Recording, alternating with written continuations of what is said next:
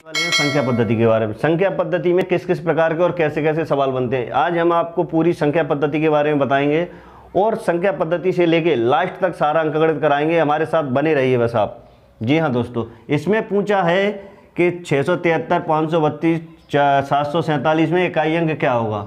अब इकाई अंक में ऑप्शन दिए हैं तो भाई इसमें स्वाभाविक सी बात है कि यहाँ से उठाएंगे तो अपन को पूरा गुणा करना पड़ेगा, कैसे करना पड़ेगा। लेकिन इसकी एक आसान ट्रिक होती है। क्या है इसमें, क्या पूछा है, इकाई अंक।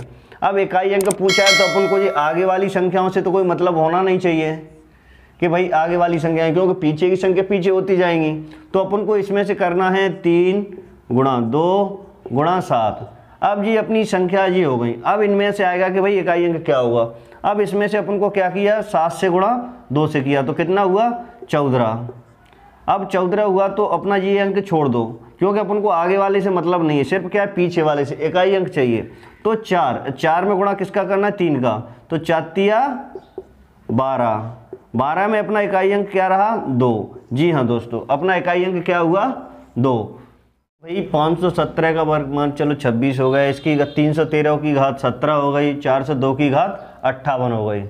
लेकिन इसमें इकाई अंक पूछा है। अब इकाई अंक पूछा है तो हम इसकी जो लॉन्ग तरीके से तो कर नहीं सकते भाई, पूरा इसको गुणा करके इतने जो वर्ग जो घात दी है इतना लिख लिख के और अपन करें तो मुझे पता चल रहा है कि कहीं ना कहीं गलती कर देंगे और अपना आंसर गलत आना ही आना है। लेकिन अपन को कुछ नहीं करना है, अपन को सिर्फ इकाई अंक पूछा है तो अपन को क्या करना, तो सिर्फ इकाई अंक से मतलब था, इकाई अंक से। जी हाँ, लेकिन इसमें एक खास बात और है। क्या है कि इन पे घात जो 26, 17 और जो 58 दी है, सबसे पहले अपन को इनका क्या करना है, इनका क्या महत्व होता है कि अपना कोई एक अंक लेते हैं। मान लीजिए कि हमारी कोई 2 है। अब 2 पे घात अपना कितना है, एक छोटे से आधार पर हम बताते हैं 10। अगर इस पे घात 10 होती है तो इसको अपन करते जाते हैं तो 2 गुणा 2 गुणा 2 गुणा 2, यानी यहीं से लेके चलते हैं। 2 दूनी 4, 4 दूनी 8, 8 दूनी 16, 16 दूनी 32, यानी कितना हुआ, 32। ये अगली 5 बार में 2 का 2 आ जाता है। इसलिए अपन क्या करते हैं, इसको 4 से भाग देते हैं और जो भी शेषफल बचती है उसको अपन लिख देते हैं। तो इसी प्रकार हम इसको करते हैं कि भाई किसी संख्या पे जो घात होती है तो अपन को सबसे पहले क्या करना है कि जो 7 पे घात कितना है, 26। तो 26 को अपन को पहले भाग देना है कि भाई कितने से करना है इसको,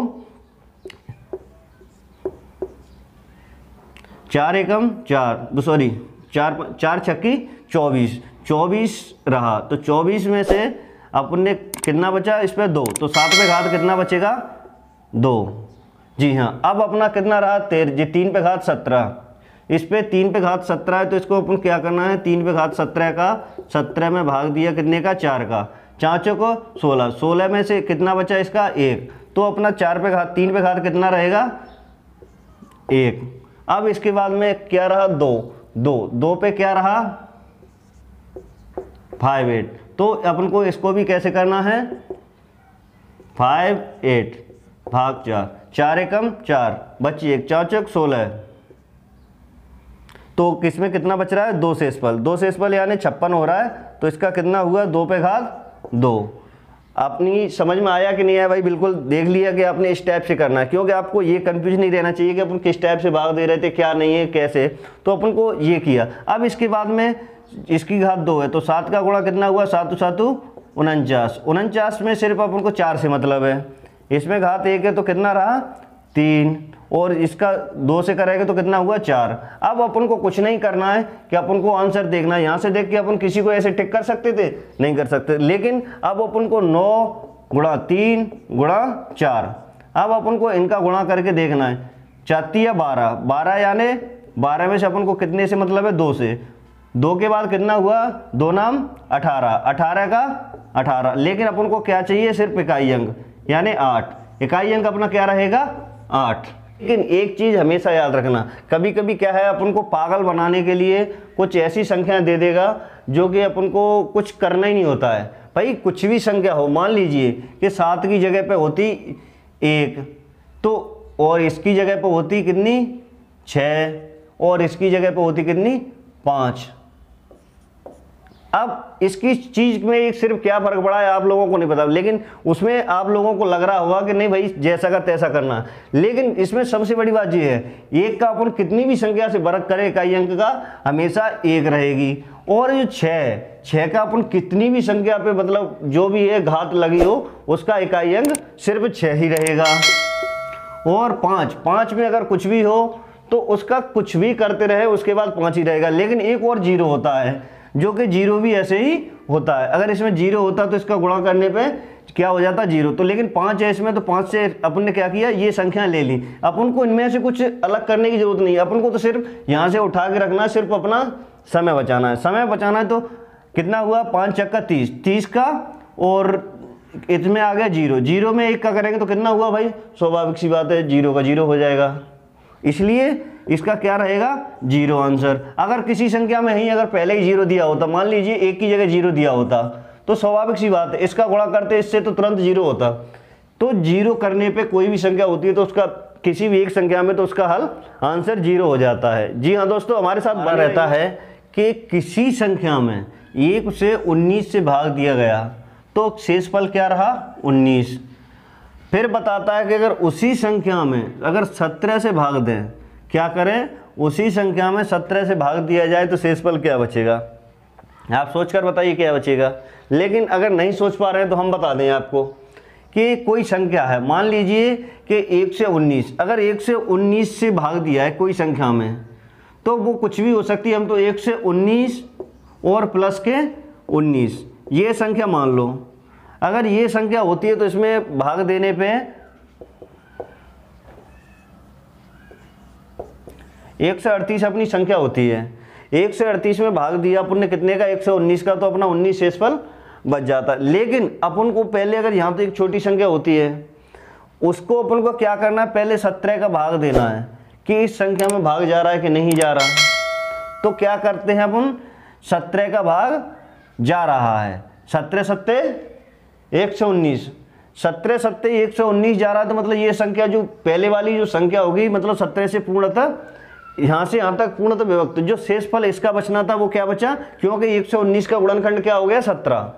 तो इसके बाद में जो 17 है उसको अपन को क्या करना है, जो बची हुई शेष है उसमें भाग देना है, यानी 19 भागित 17, तो 17 एकम 17, तो 17 का भाग दिया, माने चलो कितना एक बार गया, इसकी शेषफल कितना बचा 2, तो अपना आंसर क्या रहेगा 2। जी हाँ दोस्तों, अपन को हमेशा ये नहीं देखना कि भाई इस संख्या क्या क्या हो रहा है, अपन को कुछ नहीं करना। अपन ने दिया कि भाई 119 और मतलब 119 का किसी संख्या भाग दिया, अब कोई भी संख्या हो सकती है, अपन से कोई मतलब नहीं है। अपन को तो सिर्फ 119 और इस संख्या को जोड़ के बाकी ऐड कर देना है कि भाई अपनी संख्या मूल संख्या ये है। जी हाँ दोस्तों, अगर मेरी ट्रिक कैसी लगी आप बताइए। इसमें अपना रहता है भाई कि इसमें पूछा गया है कि 14 की घात 15, 13 की घात 18 और 5 की घात 8 में कुल कितने अभाज्य गुणनखंड होंगे। अभाज्य का मतलब जो संख्या होती है कि भाई हम आपको पहले भी बता चुके हैं कि जो संख्या जिसमें स्वयं का और एक का भाग जाए उसे क्या कहते हैं, अभाज्य संख्या कहते हैं। इसी प्रकार ये पूछ रहा है कि ऐसी इसमें कितनी संख्याएं, ऐसे कितने गुणनखंड बनेंगे जो कि अभाज्य हैं। तो भाई ये 14 तो एक भाज्य नहीं है, मतलब भाज्य अभाज्य है ही नहीं, क्योंकि इसमें 7 का भी भाग जा रहा है, 2 का भी भाग जा रहा है और 1 का भी जा रहा है और 14 का। तो लेकिन इसको अपन को क्या करना है, पहले 14 को देखना है। भाई इसमें कर सकते हैं 7 गुणा 2, इसको अपन कर सकते हैं, कोई दिक्कत तो नहीं है भाई कि 15 इस पे घात हो गया और 13। अब 13 का तो कोई है ही नहीं, 13 गुणा 1 ही रह सकती है, लेकिन एक अभाज्य संख्या मानी नहीं जाती। सबसे छोटी अभाज्य संख्या क्या मानी जाती है 2, जो कि सम भी है और सबसे छोटी भी है। इसी प्रकार 5, अब 5 तो खुद एक अभाज्य संख्या है, 13 भी अभाज्य संख्या है, लेकिन अब क्या हो गई, ये दोनों भी अभाज्य संख्याएं हो गई। अब इनमें इनके सिवाय किसी एक का और किसी संख्या का भाग नहीं जाएगा। तो लेकिन इनकी अभाज्य यानी कुल कितने गुणनखंड है, कुल का मतलब ये होता है कि ऐसे अपन कितने लिख सके। मान के चलिए इस पे घात 5 पे घात कितनी है 8, तो अपन को कितना लिखना पड़ेगा इसको, 1 2 3 4 5 6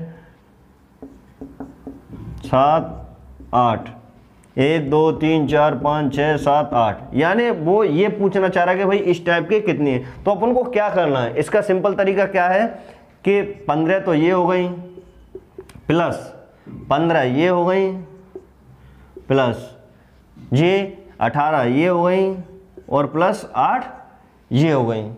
आपकी समझ में ये आ गया होगा कि भाई किस टाइप से क्या पूछना चाह रहा है। तो 18 और 8 कितने हुए 26, 26 और 15 15 30, तो कितने हुए 5 6 यानी 56। अपनी कुल गुणनखंडों की संख्या कितनी रही 56। जी हाँ दोस्तों, इसी टाइप से हम आपको एक अलग तरीके की एक ट्रिक बता रहे हैं जो कि आपको अच्छी लग रही होगी। अगर अच्छी लगे तो हमें बताते रहना और हमारे YouTube को सब्सक्राइब भी करते रहना। बंद।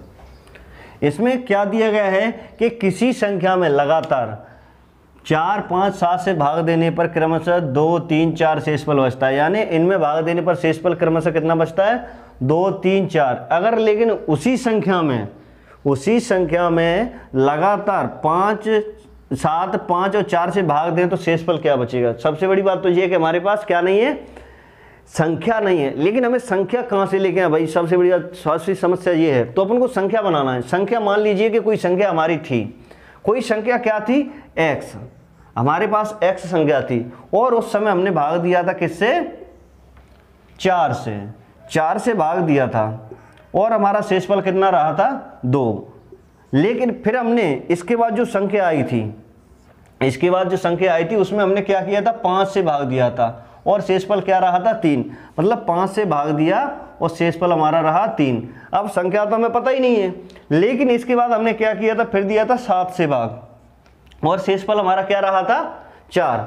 7 से भाग दिया था और शेषफल हमारा 4 बचा था। लेकिन इसके बाद हमें क्या बचा था वो नहीं। अपन ने सिर्फ यहीं से एक स्टार्टिंग होती है इसकी पहली तो अपन ने मान लिया कि 1। अब इसको 1 मान लो, 2 मान लो, 3 मान लो, कुछ भी मान लो। अगर हम छोटी से छोटी संख्या इसलिए मान रहे हैं कि आगे जाके संख्या बड़ी ना हो और गुणा करने में दिक्कत ना आए। तो अपन ने 1 मान लिया, तो अपन को क्या करना है 7 गुणा 1 तो कितना रहा 7 और इसमें जोड़ना है क्या 4 कितना आया 11। तो हमारी ये संख्या हो गई 11। अब 11 है तो ये संख्या हो गई। अब हमारी ये संख्या निकल आई कि हमने 11 में भाग दिया होगा तब 4 शेषफल बचा था और एक बार भाग गया था। इसी प्रकार फिर क्या रहा था अपन को इससे गुणा करना है। तो क्या रहा 11 गुणा 5 तो 11 5 55 और हमारा जो शेषफल रहा था कितना 3 प्लस 3 तो कितना आया था 58 यानी 58। तो हमारी ये संख्या क्या रही होगी 58।